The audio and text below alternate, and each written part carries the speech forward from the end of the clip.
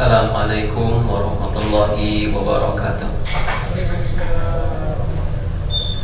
Alhamdulillahirabbil alamin wa usalli wa usallim ala abdillahi wa rasulihi Muhammadin sayyidil mursalin wa ala alihi wa sahbihi ajma'in. Hadirin bapak-bapak, ibu-ibu, jemaah yang berbahagia, di antara amal soleh yang sepatutnya menghiasi hari-hari kita di bulan Ramadan adalah membaca Al-Quran. Bulan Ramadan itu bulan Al-Quran, sebagaimana Allah katakan, Syahrul Ramadan alladzi unzila fihi Al-Quran hudan linnas wa bayyinatin minal huda wal furqan. Bulan Ramadan diturunkan di dalamnya Al-Quran sebagai petunjuk bagi manusia dan petunjuk penjelas bagi petunjuk itu.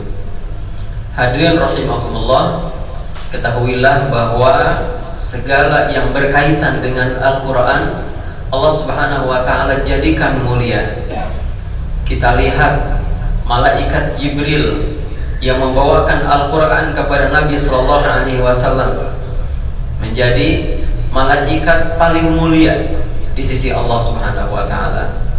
Dan kemuliaan malaikat Jibril ini ditunjukkan dengan banyaknya sayap, ini sebagaimana yang dijelaskan oleh para ulama.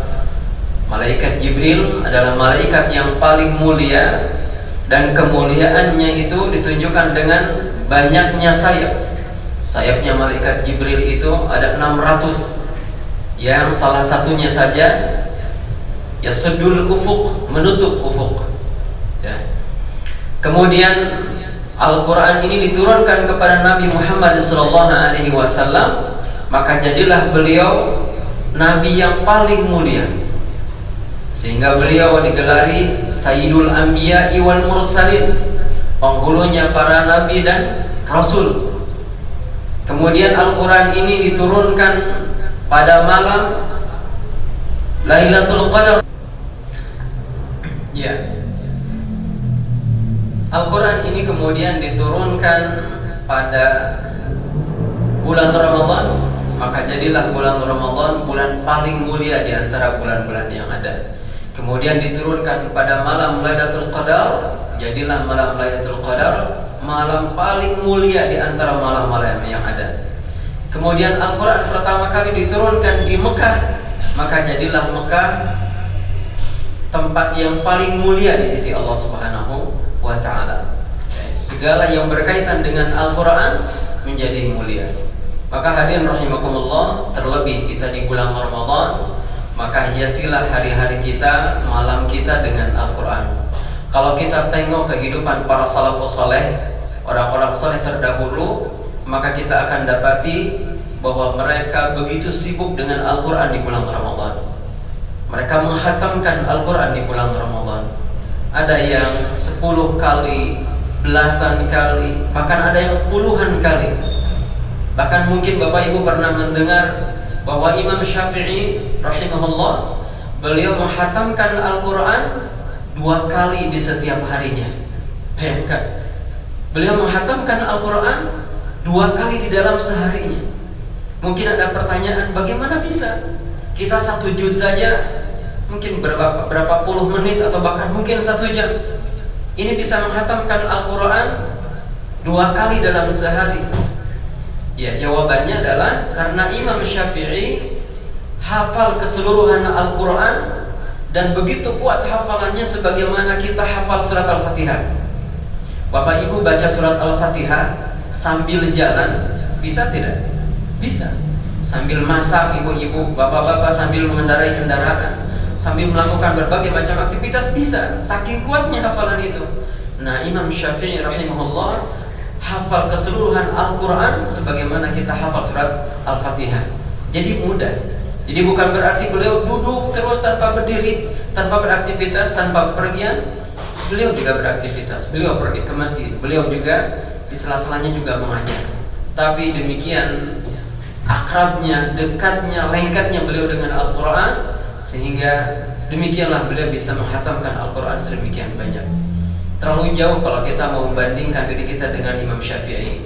Sekurang-kurangnya azamkan, kuatkan niat kita untuk menghatamkan Al-Quran di bulan Ramadan. Minimal 1 kali saja.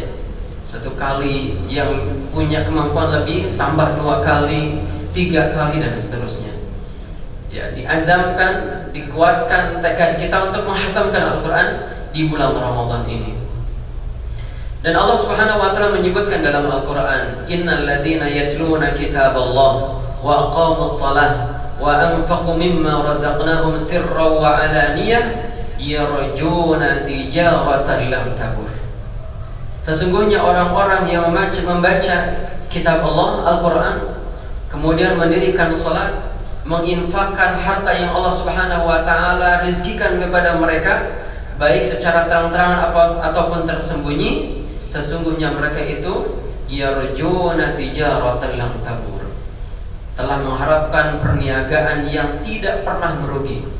Allah Subhanahu wa taala menyebutkan di ayat ini bahwa membaca Al-Quran, mendirikan salat, kemudian menginfakkan harta di jalan Allah Subhanahu wa taala adalah tijarah, jual beli kita dengan Allah, perniagaan kita dengan Allah.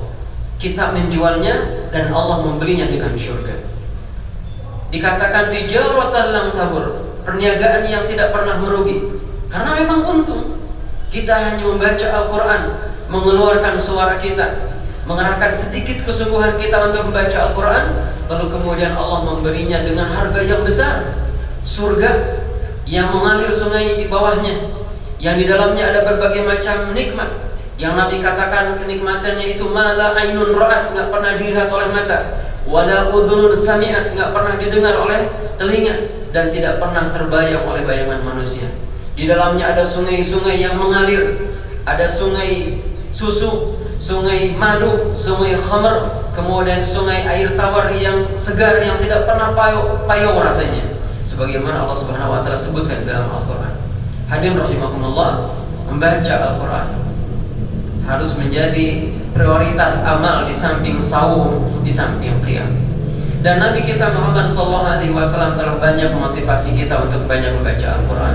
Di antaranya beliau mengatakan, Iqra'ul Quran, Iqra'ul Quran, fa innahu ya'ti yawmal qiyamati syafi'an li ashabi. Baca Al-Quran, karena dia akan datang pada hari kiamat memberikan syafaat kepada para sahabatnya. Di hari kiamat nanti, ketika manusia dikumpulkan di yaumul mahsyar, Allah Subhanahu wa taala dekatkan matahari kepada manusia sehingga jaraknya hanya 1 mil saja. Di hari itu Allah Subhanahu wa taala mendatangkan neraka jahanam yang digusur oleh malaikat, sebagaimana Allah katakan, Nabi sallallahu alaihi wasallam menyebutkan dalam sebuah hadis, yu'ta bi jahannama yauma idzin, neraka jahanam didatangkan pada hari itu, laha sab'una alfa zimamin, yang memiliki 70.000 tali penarik, ma'a kulli zimamin, yang setiap satu tali penariknya ditarik oleh sab'una alfa malakin yajuruna, ditarik oleh 70.000 malaikat. Jadi satu neraka jahanam dibawa oleh 4,9 miliar malaikat. Besar, menakutkan. Dan di hari itu manusia betul-betul dalam keadaan takut yang amat sangat. Dan Allah Subhanahu wa taala memberikan syafaat lewat Al-Quran bagi para sahabat Al-Quran. Iqra'ul Quran, bacalah Al-Quran, karena dia akan memberikan syafaat kepada para sahabatnya. Ini motivasi dari Nabi SAW untuk kita.